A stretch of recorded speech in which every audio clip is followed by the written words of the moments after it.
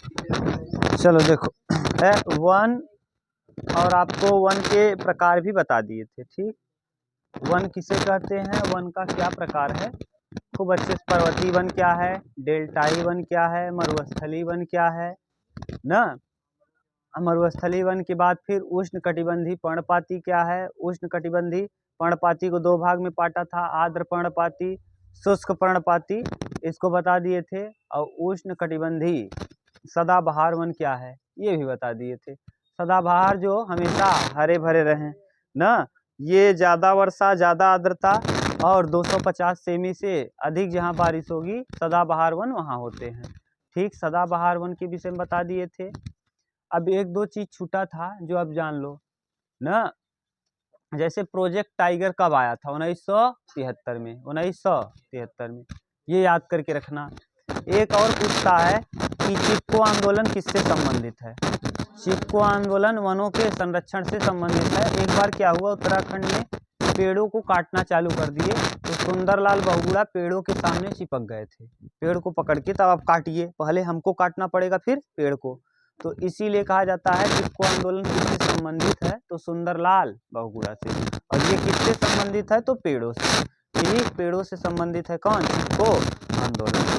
अब इसी में हम लोगों को देखना है, पूरा 81 है। भारत में लगभग 81,000 उपजातियां पाई जाती हैं जीवों की, जिसमें से वर्तमान में 47,000 एक्टिव हैं ना। इसमें दिया होगा, किताब में आप पढ़ लेना, देखना 47,000 ना, देख लेना एक बार क्या दिया है, पढ़ लोगे तो मिल जाएगा कि माने कुल जातियों की संख्या। भारत में लगभग 81,000 वन्य जीव उपजातियां और लगभग 47,000 वनस्पति उपजातियां पाई जाती हैं।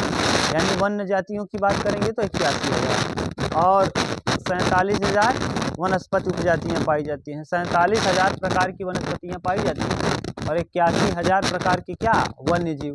ठीक, वन्य जीव। अब इसमें से कुछ को हम जानते हैं, कुछ को नहीं जानते। प्रोजेक्ट टाइगर कई बार पूछा है, कब आया, 1973 में, 1973 में ना। वनों से संरक्षण अधिनियम कब आया, 1972, 1972। एक चीज और याद रखना, 1936 में ना पहला राष्ट्रीय उद्यान भारत का कौन है, जिम कॉर्बेट राष्ट्रीय उद्यान, उत्तराखंड में, जिसका हेली नेशनल पार्क नाम था। पुराना नाम क्या था, heli national park. Jim Corbett राष्ट्रीय उद्यान कहाँ है, उत्तराखंड में। कहाँ है, उत्तराखंड। ये पहला राष्ट्रीय पार्क था, कौन, पहला, 1936 में। तो सबसे पहले आप देख लो जैव विविधता की, जैव विविधता, जैव विविधता।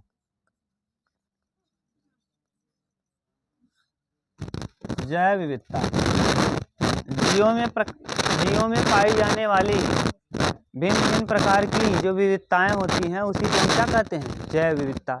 जैसे आप लोग हैं लड़के, ध्यान से सुनो, आम एक प्रकार का मान लो क्या है, वनस्पति या फिर कोई भी फल है, और उस फल में भी कई प्रकार की विशेषताएं पाई जाएंगी। विशेषता कहने का सेंस, उसमें आप हापुस देखोगे, लंगड़ा देखोगे, दशहरी देखोगे ना, कई प्रकार का आम, तोतापुरी देखोगे।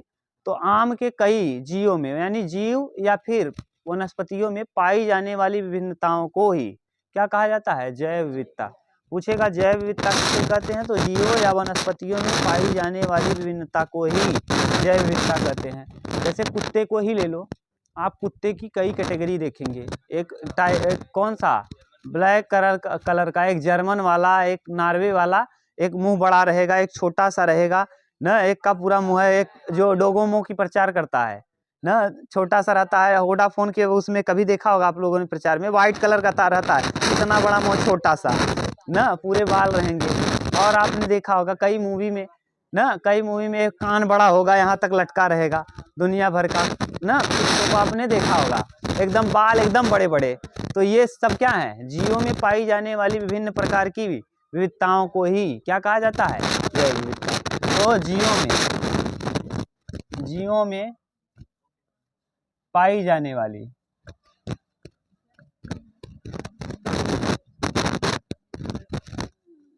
वही जीवमंडल में पाए जाने वाले जीवों में ना, जीवों में पाई जाने वाली विविधताओं को ही, विविधता को ही को ही क्या कहते हैं? जैव विविधता कहते हैं। जैव विविधता कहते हैं।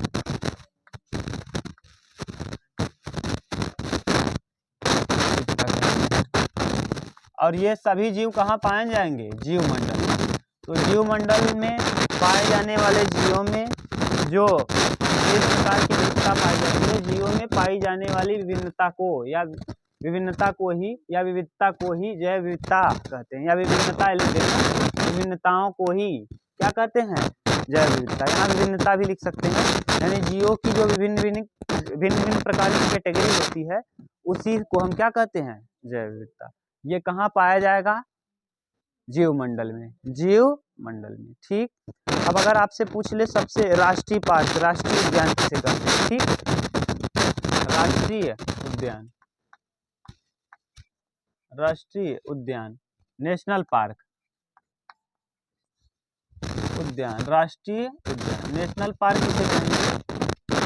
ऐसे क्षेत्र जहाँ जो रक्षित हो, किसी न किसी के अधीन रक्षा में, तो ऐसे क्षेत्र जो रक्षित क्षेत्र हो, ऐसे क्षेत्र जो क्या हो? क्षेत्र जो रक्षित हो, रक्षित हो, जिसमें वन्य प्राणी,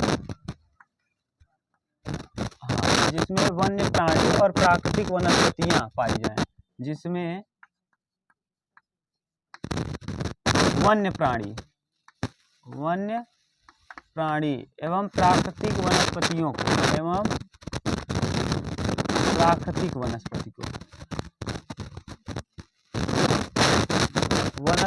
सुरक्षित रखा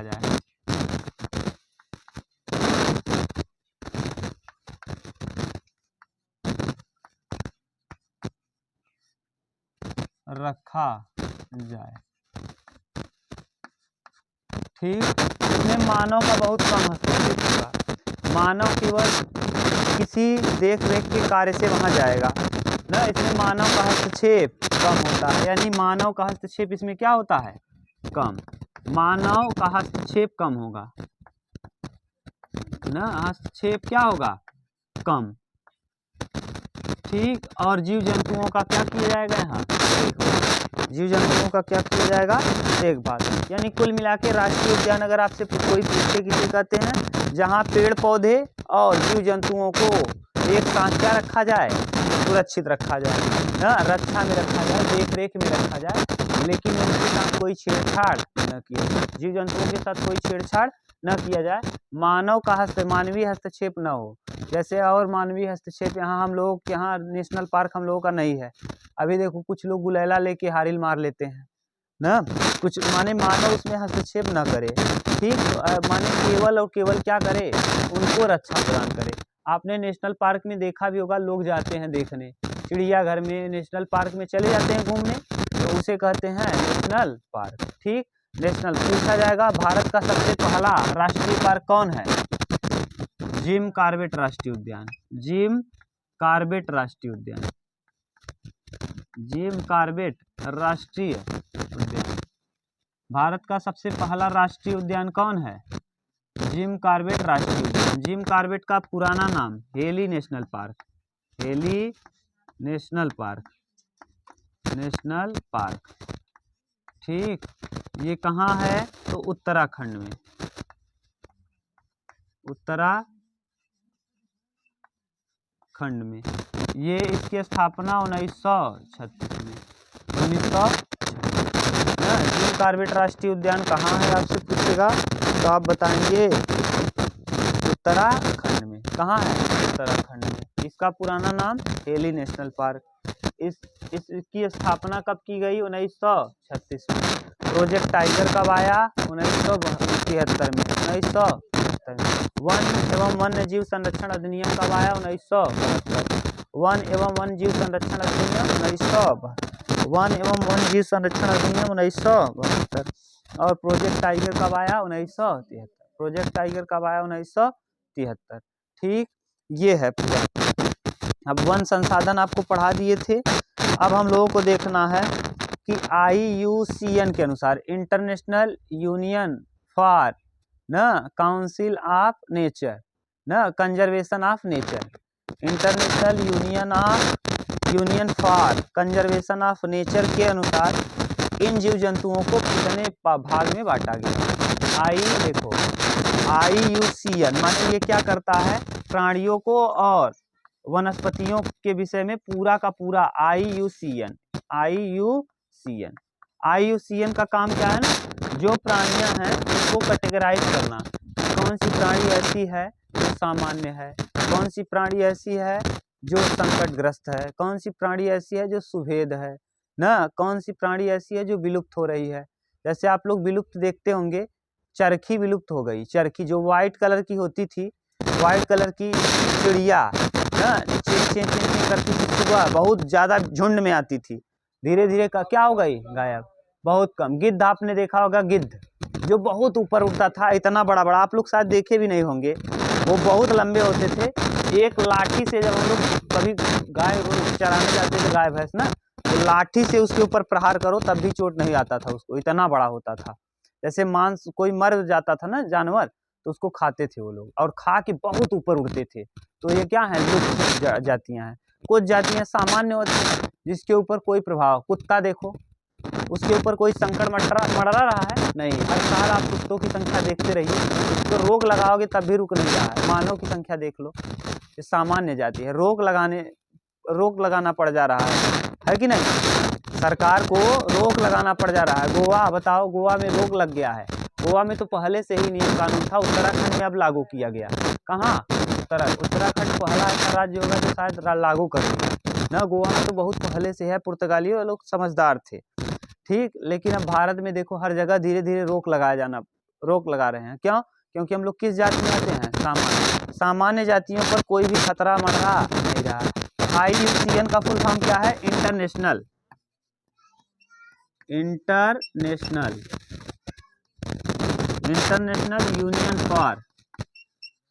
union for conservation of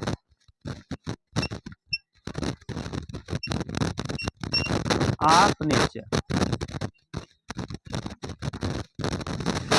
conservation of nature. इसके अनुसार क्या किया गया, international union for conservation of nature, यानी प्रकृति को बचाने की बात की जाती है कि प्रकृति का संरक्षण, प्रकृति में जो जीव जंतु विलुप्त हो रहे हैं उनको किस तरीके से बचाया जाए, उसके ऊपर ये ध्यान देते हैं।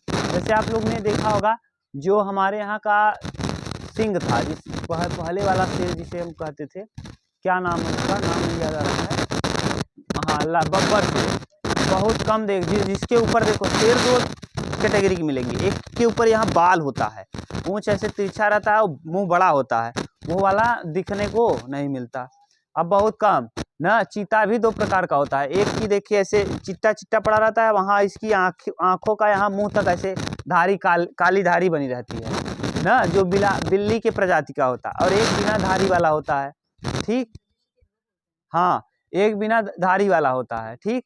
और ये जो चीता है 112 किलोमीटर प्रति घंटे की रफ्तार से दौड़ता है, 1 घंटे में 112 किलोमीटर, सबसे तेज कार दौड़ता है, समझ गए। तो ये तो आप जान लीजिए कि जैव विविधता, जीवों में पाई जाने वाली विभिन्नता को ही क्या कहते हैं, विविधता या विभिन्नता लिख लो, विभिन्नता को ही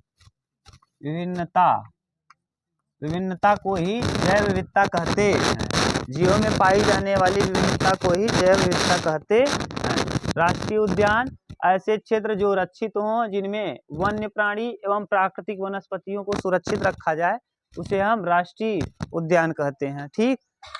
राष्ट्रीय उद्यान, चिड़ियाघर, राष्ट्रीय उद्यान में अंतर क्या है, जब आप राष्ट्रीय उद्यान में कभी जाते हैं, बहुत लंबा क्षेत्र होगा, वहाँ आप बंद होंगे, और चिड़ियाघर में जानवर बंद होंगे।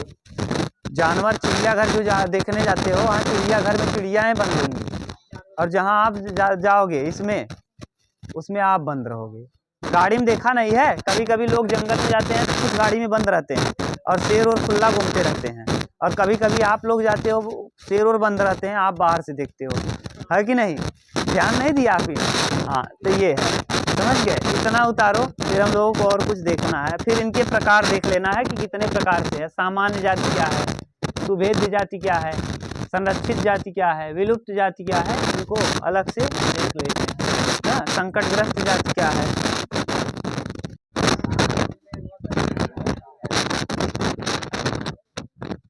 चलो अब अगला देखो।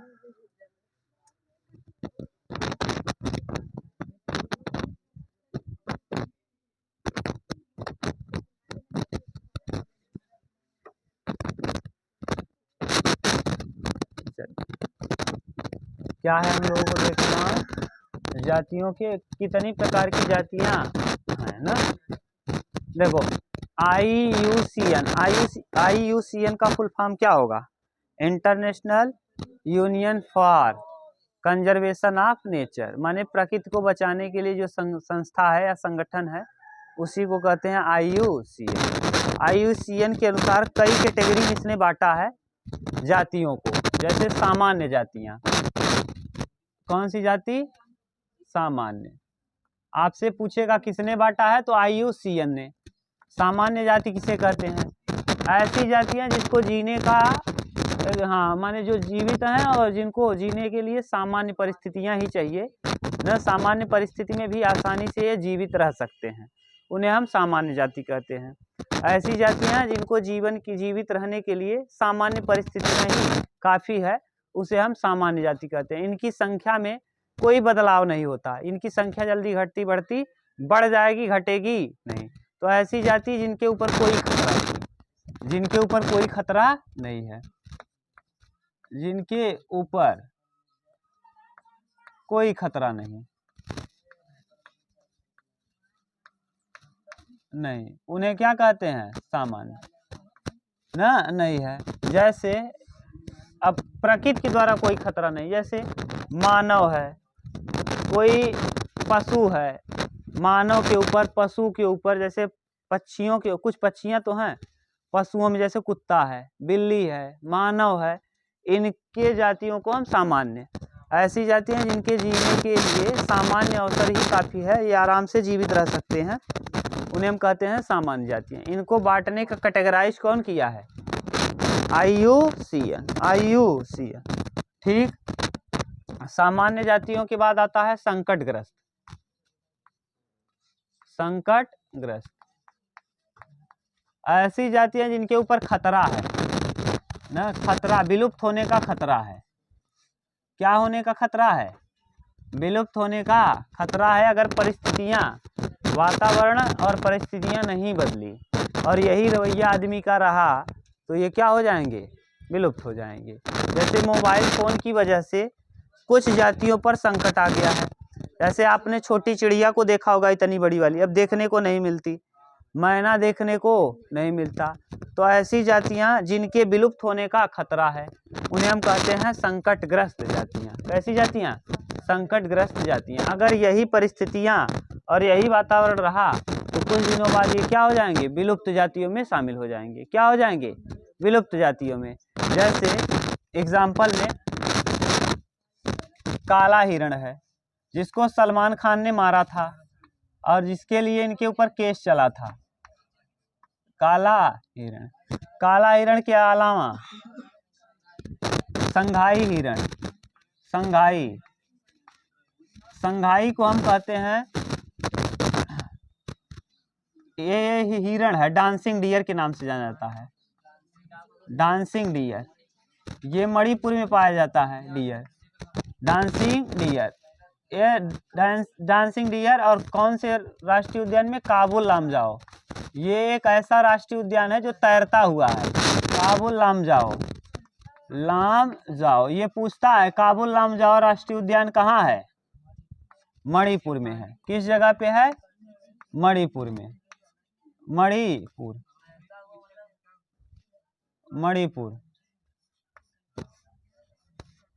काबुल लामजाओ राष्ट्रीय उद्यान कहाँ है, मणिपुर में है। यह किसके लिए प्रसिद्ध है, संघाई हिरण या डांसिंग डियर।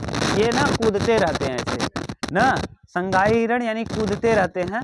ये किस जगह पे पाए जाते हैं, काबुल लामजाओ राष्ट्रीय उद्यान, जो तैरता हुआ राष्ट्रीय उद्यान है, कहाँ पर है, मणिपुर में है। ये इन लोगों पे अभी खतरा है। अगर इनके ऊपर ध्यान नहीं दिया गया सरकार द्वारा या फिर प्रकृति की यही इसी तरीके से अंधाधुंध कटाई होती रही या प्रकृति को इसी तरीके से प्रदूषित किया जाता रहा तो ये दोनों के ऊपर क्या है, खतरा है। ये संकटग्रस्त के अंतर्गत हैं और इनकी जल्दी ही देखने को पता नहीं चलेगा, ये विलुप्त हो जाएंगे। ठीक, आगे हम लोग देखेंगे सुभेद्य जातियां।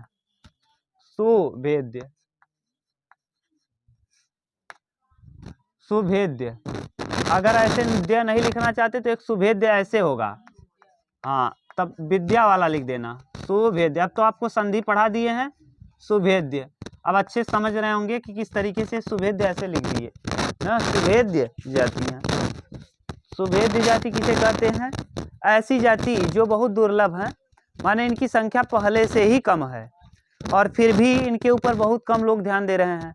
अगर इनके ऊपर यही रवैया रहा तो धीरे धीरे किसमें शामिल हो जाएंगे, संकटग्रस्त में, और फिर संकटग्रस्त से विलुप्त में, संकटग्रस्त से विलुप्त में। तो ऐसी जातियां जो वास्तव में पहले से ही कम है और इनकी संख्या पहले से कम है, और अगर परिस्थितियां और माने वातावरण ऐसा ही रहा तो धीरे धीरे इनकी संख्या क्या होती जाएगी, कम होती जाएगी। और एक समय ऐसा आएगा कि कम होते होते इतना कम हो जाएगा कि ये किस में शामिल हो जाएंगी, संकटग्रस्त में, और फिर संकटग्रस्त से इनकी संख्या एकदम कम हो जाएगी और ये चले जाएंगे विलुप्त में। ठीक, इसमें कौन कौन आ जाएगा सुभेद्य जाति में, जैसे बहुत कम देखने को मिला है, हाँ नीली भेड़ है ना, एशियाई हाथी, तो नीली भेड़,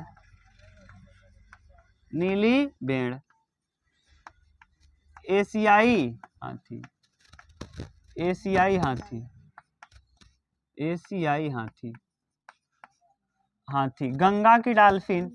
अब गंगा नदी की डाल्फिन जो है, गंगा नदी की डाल्फिन को ही हमारा क्या है, राष्ट्रीय जलीय जीव है, गंगा नदी का डाल्फिन, गंगा नदी का डाल्फिन ये राष्ट्रीय जलीय जीव है। उत्तर प्रदेश का भी हाँ राजकीय जलीय जीव डाल्फिन। ठीक, आपने देखा होगा ये बहुत सीधी सादी मछली होती है डाल्फिन, और बहुत शुद्ध रहती है, बहुत साफ सुथरा रहती है ना। ये डाल्फिन बहुत ही साफ सुथरा और बहुत शुद्ध पानी में रहती है। आपने देखा होगा किसी वीडियो में ऐसे करके ऊपर आती है फिर नीचे आराम से, बहुत बुद्धिमान भी होती है। ठीक, ये ठीक, तो एशियाई हाथी है, गंगा नदी की डाल्फिन। अगर देखो गंगा को प्रदूषित करते रहोगे तो धीरे धीरे डाल्फिन क्या होगी, इसकी हाँ जल प्रदूषण होगा, जल प्रदूषण से मछलियां मर जाएंगी। क्यों, क्योंकि बीओडी बायोलॉजिकल ऑक्सीजन डिमांड क्या हो जाएगा, कम हो जाएगा। बीओडी बायोलॉजिकल ऑक्सीजन, जितना ऑक्सीजन होना चाहिए पानी में उतना ऑक्सीजन नहीं बचेगा। अगरबत्ती बहा रहे हो, फूल बहा रहे हो, ले जाओ पूजा पाठ करो, अपना श्रद्धा वाली बात है, उसको कहीं बगल में रख दो, ऐसी जगह गंगा में फेंक दे रहे हो, अगरबत्ती फेंक दे रहे हो, पूरा कचरा है सीवेज का, पूरा माने जितना लाज का कचरा है सब बह के नाला के द्वारा कहाँ जा रहा है, उसी में हवन कर रहे हो, सब वह गंदा हो रहा है कि नहीं। धीरे धीरे वो कहा क्या होगा, पानी दूषित होगा और मछलियां उसको पिएंगी, उसी में है, धीरे धीरे वो मर जाएंगी, और मर के इतना कम हो जाएंगी कि पहले संकटग्रस्त में चली जाएंगी और फिर संकटग्रस्त से विलुप्त हो जाएंगी। फिर बाद में कभी ऐसा रहेगा कि ये ऐसी प्राणी थी, देखने को इसका आकार देखने से मिलेगा, अच्छा ये ऐसे इमेज देखोगे तो लगेगा अच्छा ये भी एक प्राणी थी कुछ समय पहले, अब क्या हो गई है, विलुप्त हो गई। जैसे आप लोगों से हम गिद्ध की बात करें तो गिद्ध बहुत कम है, कहीं कहीं है, भारत में तो नहीं देखने को मिलता अब ना। बहुत ऊंचाई पुरते थे, इतना वजन होने के बावजूद ये बहुत ऊंचाई पुरते थे ना, इतने बड़े होते थे, कम से कम नहीं तो 10-15 किलो के एक, अब सोच लो 10-15 किलो का एक पक्षी। आपने अभी देखा ना, एक लड़के को उठा ले जाएं, इतना बड़ा, अब सोचो इतना बड़ा हो, अब सोचो 5-6 किलो का लड़का जो पैदा होगा 3 किलो 1.5 किलो 2 किलो 2.5 किलो इतना होगा, अब 15 किलो 10 किलो का सोच लो ना कितना बड़ा होगा। बहुत ऊंचाई पुरते थे और ये ना मांस को खाते थे। कौआ हुआ कभी आते, आजकल तो अगर कोई मांस सड़ गया है, गाय पशु मर गए हैं तो कौआ खोद के खाते हैं और ज़्यादा ऊंचाई पुरते नहीं, वातावरण में ही प्रदूषण रह जाता है।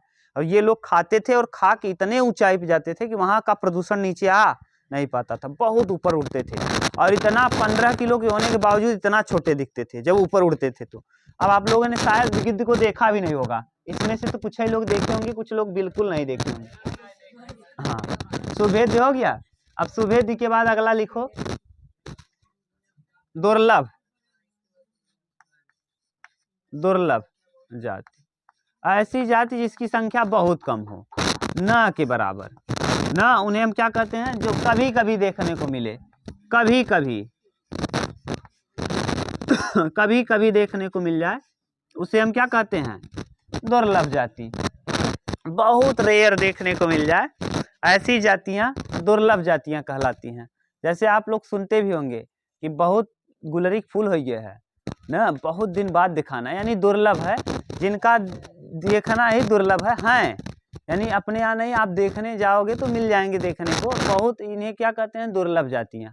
ठीक, जैसे देखो भालू पहले बहुत थे, पहले एक समय भालू आपने खूब गोरिल्ला खूब देखा होगा, रामायण में दिखा है, आप बताओ गोरिल्ला कहीं देखे हो, ये दुर्लभ है, बहुत दुर्लभ जाति है। ठीक, अगला इसके बाद लिख लो, दुर्लभ के बाद स्थानीय जाति।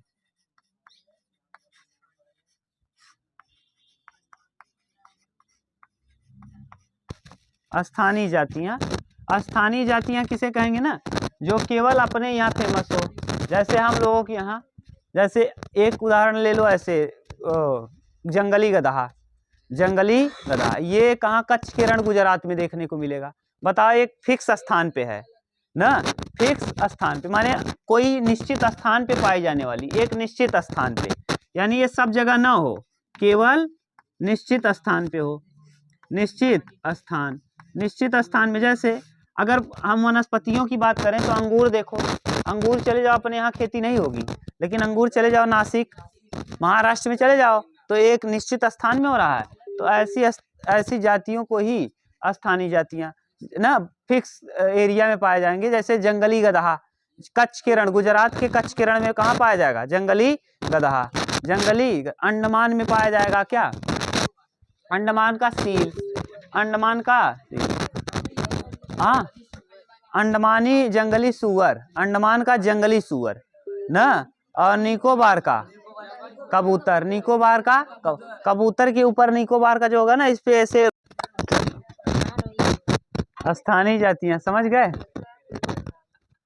निश्चित स्थान में पाए जाने वाली जाति। लिखना चाहो तो लिख सकते हो, अंडमान का जंगली सुअर ना, और निकोबार का निकोबारी कबूतर, निकोबारी कबूतर। ठीक, अगला देखो, लिख लोगे कि लिख दें, अंडमान का अंडमानी सुअर,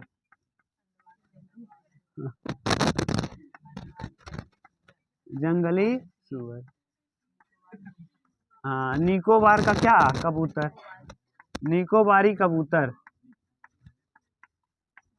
कबूतर, निकोबारी कबूतर। कच्छ के रण का गधा, कच्छ के रण का गधा, जंगली गधा, कच्छ के रण का जंगली गधा ना। कच्छ के रण, लूनी नदी बहती है ना वहीं, और वहीं में लौटा थी इन्होंने, और मजा खूब आवत है ना। तो कच्छ के रण में पाए जाने वाले जंगली गधा है, गुजरात के कच्छ के रण में ना, कच्छ की खाड़ी है ना, वहीं।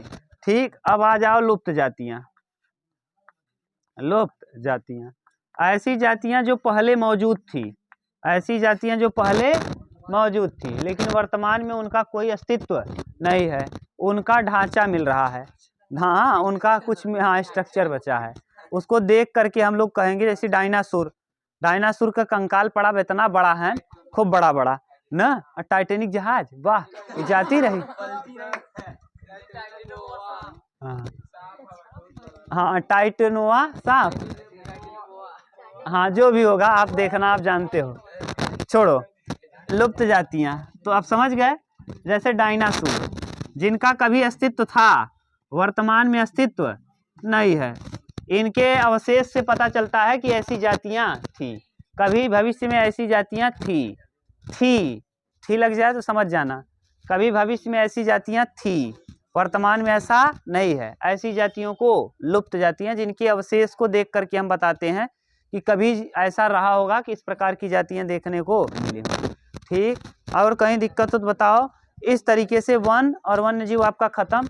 लाओ, हम प्रश्न पढ़ रहे हैं, अब आप उत्तर बताते जाओ। दो इधर किताब, अब है ना, हम एक नंबर यह हवा बोल दे रहे हैं, अब बताते जाओ। आपको पूरा पढ़ा दिए हैं दोनों, अगर आपने वीडियो देखा होगा तो खूब अच्छे से कर पाओगे, खूब आराम से। देखो भारत के कितने प्रतिशत भूभाग पर वन है? 21.7। 21.7, 5 4 या 33 पे होना चाहिए। कितना होना चाहिए? 33% वन होना चाहिए। सबसे ज्यादा दुनिया में 66% कहाँ है? जापान। ठीक, मिल गया। पहला क्वेश्चन लगा लोगे, टिक कर लोगे 21.54। भारत में वनों के अंतर्गत सर्वाधिक प्रतिशत भूमि निम्नलिखित में से किस राज्य में है? मिजोरम में। प्रतिशत के आधार पर मिजोरम, प्रतिशत के आधार पे मिजोरम। ठीक, और सबसे कम प्रतिशत के आधार पे हरियाणा। प्रतिशत के आधार पे सबसे कम, परसेंटेज वाइज कहा है, पढ़ा दिए हैं खूब अच्छे से। अब आप जानो, आपका काम जाने। वनों को प्रभावित करने वाले निम्नलिखित में से कौन से कारक हैं? भूगर्भिक संरचना, यानी जैसा पर्वतीय रहे, पर्वत रहेगा तो पर्वतीय वन होगा। अगर पर्वत है तो पर्वत पे बड़े पेड़ होंगे तो क्या हो जाएंगे? उलट जाएंगे। अगर माने जहां ज्यादा बारिश होगी वहां बड़े बड़े पेड़ होंगे, पत्ते चौड़े होंगे, लंबे होंगे, कठोर होंगे। बता तो दिए हैं। यानी भूगर्भिक संरचना, भूमि का आकार कैसा है, मिट्टी दलदली मिट्टी है कि पर्वतीय है, क्या है, उसके ऊपर निर्भर करेगा। ठीक, यानी भूगर्भिक संरचना। निम्नलिखित में से कौन सी भारतीय वनों की विशेषता नहीं है? विभिन्न प्रकार के वनों की उपलब्धता, जलवायु, धरातल, आर्द्रता। जलवायु, धरातल और आर्द्रता सभी वन में लिखाए हैं। क्या नहीं लिखा है? विभिन्न प्रकार के वनों की उपलब्धता, यही गड़बड़ है। ठीक, आगे उष्णकटिबंधीय वर्षा सदाबहार वन क्षेत्रों में वर्षा होती है 250 सेंटीमीटर से अधिक। 250 सेंटीमीटर से। निम्नलिखित में से कौन सी सदाबहारी वन वृक्ष है? महोगनी, शीशम, अकेसिया, नीम। महोगनी, महोगनी क्या है? सदाबहारी। पहले ही लिखवाए हैं। महोगनी किसके अंतर्गत आता है? सदाबहार वन। अब ये देखो, अगर आप काटना चाहो तो शीशम बता दिए थे। शीशम हम लोगों के यहाँ पाया जाएगा इधर एरिया में, यानी पर्णपाती वन में। कब? पर्णपाती ना, शुष्क पर्णपाती और आर्द्र पर्णपाती में लिखवाए थे शीशम। उसके बाद अकेसिया, नीम। नीम भी अपने ही पर्णपाती में, अभी देखो पत्ता झाड़ेगी इसी समय।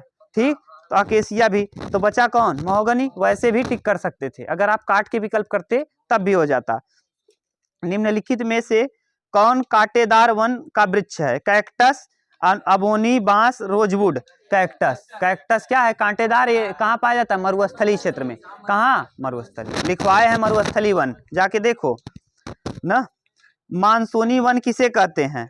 उष्णकटिबंधीय पर्णपाती वनों को मानसूनी वन के नाम से भी जाना। उष्णकटिबंधीय पर्णपाती वन का दूसरा नाम मानसूनी वन कहते हैं। देखो, ये मानसून के ऊपर निर्भर करते हैं। मानसून आएगा तो ये हरे भरे हो जाएंगे, मानसून नहीं रहेगा तो नहीं होंगे। ठीक, आगे ज्वारी वन। ज्वारी वन को डेल्टाई वन भी कहते हैं, याद है? ज्वारी वन, डेल्टाई वन।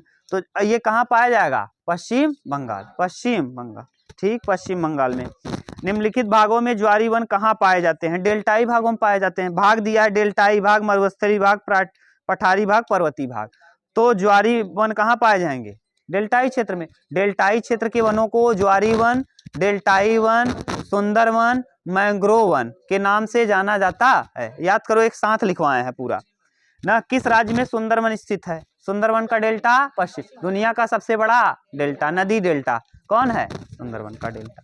निम्नलिखित में से सुंदरवन कहाँ पाए जाते हैं? किस राज्य में? गंगा के डेल्टा में कि दक्षिण के पठारी भाग में, थार मरुस्थल में, शिवालिक पर्वत पर? गंगा डेल्टा में। कहाँ पाया जाएगा? गंगा डेल्टा में। वनों पर आधारित उद्योग है। वनों पर माचिस, देखो दिया क्या है? माचिस उद्योग, सूती वस्त्र उद्योग, चीनी उद्योग, स्टील उद्योग। वन पे कौन आधारित है? माचिस। माचिस का एक बताए थे, माचिस वाला, माचिस का पेड़ ना, सिल्वर फर। हाँ, सिल्वर फर को माचिस वाला वृक्ष हम बताए, ये भी बताए थे आपको कि हम लोग लगाए थे, सोचे माचिस फरेगा, बाद में पता चला कि उसका लकड़ी ले जाते हैं, तीली बनाते हैं। भारत में प्रथम नेशनल पार्क की स्थापना 1936 में, अभी यहीं लिखे थे शायद। हाँ, हेली नेशनल पार्क या जिम कार्पेट राष्ट्रीय उद्यान, उत्तराखंड में। भारत में वन नीति का निर्माण 1952 में। 1952 में वन नीति आया, 1988 में उसका नया वर्जन आया, नई वन राष्ट्रीय नीति। याद करो, देखो लिखा है 1952 में पहले आया था स्वतंत्रता प्राप्ति के बाद, और फिर 1988 में नई वन राष्ट्रीय नीति आई ना, जिसके अंतर्गत 33% वन होने चाहिए। देख लो, लिखवाए हैं। ठीक, वन नीति के अंतर्गत कितने भौगोलिक क्षेत्र पे कितने % वन होने चाहिए? 33%। ठीक, वन महोत्सव आरंभ किया गया KN मुंशी द्वारा 1952। ठीक, वही है। किस तिथि को विश्व पर्यावरण 5 जून को विश्व पर्यावरण दिवस मनाया जाता है ना? पर्यावरण 5 जून को। आगे ग्रीन इंडिया मिशन प्रारंभ 2014 में ना, 2014 मोदी जी ने ग्रीन इंडिया मिशन का आरंभ किया था। चिपको आंदोलन वन से, किससे? वन से। सुंदरलाल बहुगुणा, कहाँ के? उत्तराखंड, चमोली जिला। ग्रीन इंडिया मिशन का उद्देश्य निम्नलिखित में से क्या था? जलवायु परिवर्तन। क्या था?